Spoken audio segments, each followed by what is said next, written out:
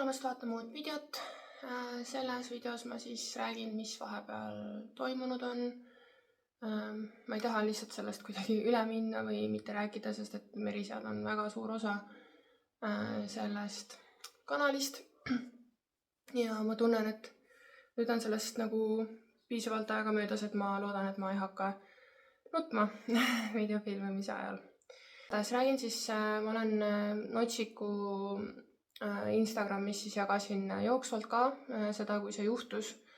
Ja Domino ehk siis mu tütre vanem Merisiga ei ole enam meiega. Me pidime panema ta magama. Ja miks me pidime panema ta magama oli siis see, et tal tekkis lihtsalt üks päev tütar ütles, et ta hingab kuidagi nii raskesti. Eelmine päev ma just lõikasin neil küüsi, kõik oli täiesti korras, ta sõi ilusasti ja kõik oli nagu selles mõttes mitte ühtegi märki sellest, et tal midagi halvasti oleks, ei olnud. Aga siis kell 7 õhtul ta hakkas, või kella 7 ajal siis oli, kui tütar enam ütles mulle seda, et ta hingeldab kuidagi, ta nagu õõtsub. Ma ei tea, kas ma saan panna siia video ka, aga selles videos on nagu halvasti näha seda päris olukorda. Aga ma helistasin siis kohe, kuna täpselt kella 7-ni on enamus loomakliinikuid lahti, siis ma helistasin siis Maaülikooli erakorralisse. Rääkisin neile, et olukord on, et ta oli ka vähem söönud. Juurikaid just oli nagu rohkem järel kui tavaliselt, et tavaliselt nad söövad nagu kõik hommikusöögi on õhtuks söödud, oli vähem söönud ja selles mõttes ta oli nagu ainult ühe koha peal, tal oli nagu alt oli ka siukseks pissiseks läinud, et ta oligi lihtsalt liivakastis ühe koha peal olnud, et ma ka lugesin, siis öeldi, et tõrnalt nagu ära pesta, mida ma ka tegin, et ta puhtam oleks ja näeks, et kas ta nagu pissib ennast ise täis või see on ikkagi sellest ühe koha peal olemisest. Igatahes oli näha, et ta oli nagu väga selle moodi nagu meie küülik enne siis lahkumist. Ja juba sellel hetkel ma kartsin kõige rohkem, et ongi midagi südamega viga, sest tal oli lihtsalt hästi raske nagu hingata ja ta nagu õõtsus ja nagu siuke tunne, nagu ta luksuks, aga ta ei luksunud. Ma ei saa ikka, ma läheb. Nii, igatahes ma sain Maaülikooli aja peaaegu kesköö lähedale ja läksin temaga siis sinna öösel ja siis seal ka arst siis kuulas ta kopsu, ütles, et need kopsud nagu lirtsuksid, et nagu väga halb heli on seal. Ja siis, kui ma teda seal ka, jõudsime sinna, me viidi palatisse, siis ma nagu ka võtsin ta kohe sülle ja siis ta seal ka nagu pani silmi kinni ja oli ta ei ole tavaliselt selline. Ja ma juba seal nagu, või kogu see aeg, kui me ootasime seda öist aega ka, siis ma nagu kartsin, et kas ta üldse selleni välja veab. Ühesõnaga arst kuulas ta ära ja siis viis ta röntgenisse ja tegid veel testid, ütles, et seal siis ütles ka, et olukord nagu väga halvenes selle aja jooksul juba ka. Ja röntgenis nad põhimõtteliselt midagi ei näinud, sest et kopsuturse oli nii suur, kopsud olid vett täiesti täis ja siis nagu küsiti mult kohe, et mis me nagu teeme. Öeldi ka, et see läheb palju maksma ja nii edasi, et aga ma sellel hetkel, kuna me ei teadnud, mis ta ei osanud mulle öelda, et mis see siis on, et kas see on mingi kopsupõletik või sest seda on võimalik ravida nagu ravimitega ja võib täitsa nagu korda saada, kõik on hästi, siis ma ikkagi võtsin vastu otsuse, et okei, suvase raha, aga ta jääb ööseks sinna, nad proovivad nende ravimitega siis olukorda parandada ja et kui ta peaks siis nagu juba surema ka öösel, siis nad kohe helistavad mulle, ma palusin, et nad kohe helistaksid. Ja magada ma väga ei saanud, ma lihtsalt kogu aeg mõtlesin. Terve töö tagasi ma nagu nutsin, sest ma lihtsalt mõtlesin, et nagu kuidas see võimalik on. Et Domino on siis see vanemisane, oli vanemisane, kelle me võtsime siis, andsime nagu uue kodu. Tal ei olnud enam kaaslast, kui ta meie juurde tuli, ta oli väga kõhn. Meie juures ta võttis üle 300 grammi juurde, ta karv läks ilusaks, ta sai parasiitidest lahti, millega ta meile tuli, et ma olen seda ka siin jooksvalt kajastanud. Ja nad olid Tatliga lihtsalt parimad sõbrad, nagu nad olid kogu aeg koos. Domino oli nii armas, ma ei saa seda rääkida. ta kannatas kõik tatli, need ongi, et tattel oli nagu väike kleepekas tema küljes ja ta oli nii kannatlik temaga ja nii hea suurem vend justkui. Ja tattel on ka hästi sihuke domineeriv, et aga nad said väga hästi läbi ja vahepeal nad hakkasid natuke rohkem seal tujutsema, aga siis panime 2 liivakasti neile ka veel eraldi ja siis oli jälle kõik korras. Et isased ongi territoriaalsemad ja kui on selline dominantne isane ka nagu tattel on, ja pluss ta ongi nagu full teismelise eas ja hormoonid nagu, aga ikkagi nad said väga hästi läbi ja Dominos oli meie juures nagu nii palju parema elu peale. Tal oli vanas kohas nagu vale toitumine, nagu talle anti mingi Hiina kapsast ja vale parasiidiravimeid ja mida kõike veel on ja pluss eelmine omanik ütles, et ta ongi sihuke pisem isane ja nii edasi. No ei ole, ta oli lihtsalt halva toitumise peal ja halbades tingimustes. Et meie juurest hakkas nagu kohe kaalus juurde võtma, sest see kvaliteetne toit on merisigadele nagu nii oluline. Igatahes ta jäi siis ööseks sinna. Ma tahtsin, et nad vähemalt üritaksid aru saada, mis tal üldse viga on. Ja hommikul siis 9 ajal umbes mulle helistati, et me saime ravimiga natukene olukorra paremaks. Me tegime uue röntgeni. Röntgenis tuli välja, et tal on kas siis suur kopsu või südamekasvaja. Väga raske on aru saada, sest et kopsud on endiselt väga turses. Aga natuke oli rohkem aru saada, kui siis öösel tehtud röntgenis. Et need ravimid oleks võinud rohkem aidata, aga nad ei toiminud nii, nagu nad tavaliselt toimivad, kuigi nad nagu proovisid igasugust või nagu igat pidi. Ja siis seletadigi mulle, et tal on nagu öösel ka või kui ma seda otsust üldse tegin, et kas jätta teda või mitte jätta, siis öeldi, et äkksurmarisk on nagu väga-väga suur. Selleks hetkeks siis hommikuks ka ta ei olnud enam mitte midagi söönud. Kodus ma vaatasin teda hästi pikka aega sellel ajal, kui ma ootasin, et ta ka arsti juurde minna, ta sõi heina, ta kakas ka siis veel, ma nägin reaalselt, et ta kakas, sest et muidu neil on tatliga nagu samasugused kakad, et sa ei saa aru, kumb on kakanud, on ju. Aga jälgimise ajal ma nägin, ta sõi heina, ta kakas, on ju. Aga siis seal Maaülikoolis olles ta nagu ei olnud üldse enam söönud, ta ei olnud kakanud, mitte midagi. Ja kui merisiga on juba nii kaua söömata, siis juba see nagu halvendab tema ellujäädamust nii-öelda, on ju. Ja põhimõtteliselt räägitigi mulle, et juhul, kui ta ikkagi ei sure ära lihtsalt äkksurma tõttu, siis ta vajab pidevat ravimeid, pidevat jälgimist, palju nagu abi ja pikka siis ka haiglas olekut veel on ju, kus endiselt iga päev ta võib põhimõtteliselt ära surra. Ja teine asi on siis see, et need ravimid ja kõik see annaks talle võib-olla elu juurde mõned kuud, paar kuud. Et olukord on ikkagi niivõrd halb. Et mida me siis tahame teha. Ja siis ma rääkisingi tütrele seda ja tütrega ma juba ennem ka hommikul arutasin, et mis need valikud nagu on ja tütar ütles kohe, et kui teda nagu terveks ei ole võimalik saada, siis ei ole mõtet teda piinata. Ja tütar ei tahtnud elada ka nagu seda läbi, mis alles meil küülikuga oli, et oligi nagu see äkksurm on ja et see oli nagu väga õudne pealt näha. Ja Dominol oli tõesti nagu väga-väga sarnane see vappumine ja kõik see, ja ta ei olnud kaalus alla võtnud. Ma kaalusin teda nagu siin ka kaalus sama palju nagu enne, isegi vist oli natuke juurde võtnud selle aega, kui ma viimati kaalusin, et tavaliselt ongi merisigade puhul, me kaalume ka neid nagu suht tihti. Kuna nad on nii noored, siis ma veel iga nädal ei kaalu neid, aga põhimõtteliselt võiks iga nädal kaaluda, sest see on nagu esimene indikaator, et merisjal on midagi viga üldse. Et kaal hakkab nagu langema, et nad ei näitagi välja ja ma seal öösel ka arstilt nagu küsisin, et kas ma jõudsin nagu liiga hilja temaga siia. Siis ütles, et ka, et ei, et te olete kõik endast võimalikku teinud, nad ei näitagi välja, nad on saakloomad ja tihtipeale, kui nad näitavad välja, siis ongi juba hilja.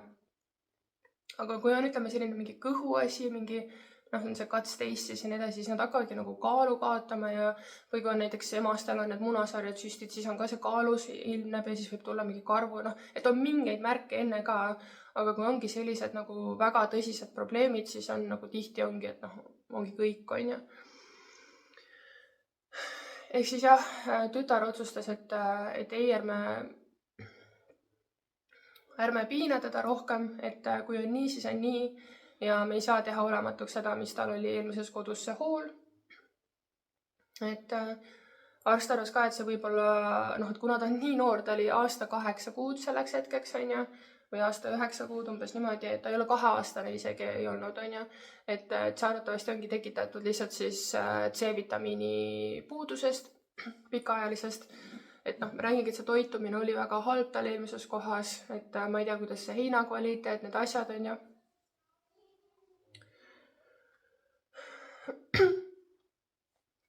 Et me ei saanud seda nagu olematuks teha, et me küll, ta veetis oma viimased kuud nagu väga heades oludes ja ta oli väga õnnelik, sest ta sai endale sõbrad, ei pidanud enam üksi olema. Aga me ei saanud nagu teha olematuks seda, mis oli tehtud. Ja see teeb mind hästi kurvaks, sest see oli kogu mõte, miks me nagu võtsime ta üldse, et talle paremat elu pakkuda. Ja siis ta sai meiega nii vähe koos olla. Aga me saime minna Maaülikooli temaga hüvasti jätma, et me saime päris pikalt seal olla, et tütar sai teda veel hoida. Ja muidugi tütrel oli see väga suur läbielamine, sest me alles reaalselt kaotasime tema nagu küüliku, on ju, detsembris. Et siis nüüd kohe jälle, et ikkagi ka elasin seda väga raskelt üle. Sest et nii palju surma on nagu see aasta olnud, et ongi, et vanaisa on ju, Pontu. Et praegu ka, kui ma nagu tatlit käin paitamas, siis hästi nagu kurvaks teeb, sest nüüd on tema ka üksi, on ju. Ja siis tuleb ja see domino nagu mälestus ja see kõik, et kui armas ja kui hea nutsu ta ikkagi oli, on ju. Aga midagi ei ole teha, selliseid asju juhtub. Ja lihtsalt kahju, et see nii läks. Aga siinkohal ma ütlengi, et see on tõesti väga oluline, mis toitu me oma merisigadele anname ja see kvaliteetne toit, et see päriselt pikendab nende elu. Ja see on kulukas, nad ei ole odavad loomad, kas või need arstivisiidid või asjad, nad ei ole odavad loomad ja need asjad tulevad järsku. Et nagu selles mõttes peab olema, et kui sa nad üldse võtad, siis peab olema ka raha, et neid väärikalt pidada, neile pakkuda parimat toitu, parimat elu, muidu ei ole lihtsalt mõtet. Sest nad nii väärivad seda, nad on nii imelised loomad, nad annavad nii palju meile tagasi. Nad on kõik oma mingi isiksusega ja ühesõnaga võrratud loomad. Vot nii, aga mis siis edasi saab? Ma nüüd räägingi sellest, mõtlesin selle video lõpuks ära teha, sest ma enam-vähem suudan ennast nagu, et teisipäeval on siis tatli kastreerimisoperatsioon. Me teeme selle Pet City kliinikus. Maaülikoolist soovitati, seal aegu ei ole, aga soovitati minna ka Viljandisse, et Viljandisse oleks saanud vist natuke varasema aga tegelikult ikkagi hilisema kui selle, mis me praegu saime. Aga ma lihtsalt kartsin, et kuna merised tegelikult sellist reisimist taluvad päris halvasti ja peale operatsiooni on nagu kõige olulisem see, et nad hakkaks sööma ja nagu võimalikult vähe neid nagu häirida. Sest see operatsioon ise, võõras keskkond, kõik asjad, nad on väga-väga häirivad nende jaoks. Et siis me saime Pet Citysse aja ja me lähme siis Pet Citysse ja Notsikus üks jälgija ka kirjutas mulle, kes on siis Pet City arsti assistent ja andis väga toetavaid sõnu, et teil tegelikult tehakse neid operatsioone väga palju ja üldjuhul on nagu kõik hästi näinud ja ma olen nagu nii tänulik sellele inimesele, et ta mulle kirjutas, sest see väga nagu rahustas mind.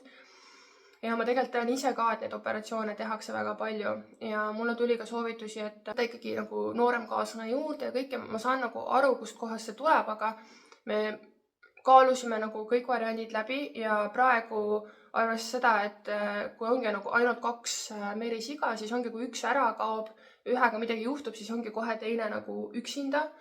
Ja ma ei taha, et see jälle juhtuks. Ja teine asi on ka tatli vanus. Et kui me võtsime, Toomin oli 1,5 ja siis me võtsime tatli, kes oli beebi juurde ja see nagu kombo üldjuhul sobib. Aga tatlile praegu vanemat isast juurde võtta ei saa, sest ta on praegu täpselt teismeline, ta on kõige hormonaalsem, mis ta üldse saab nagu olla.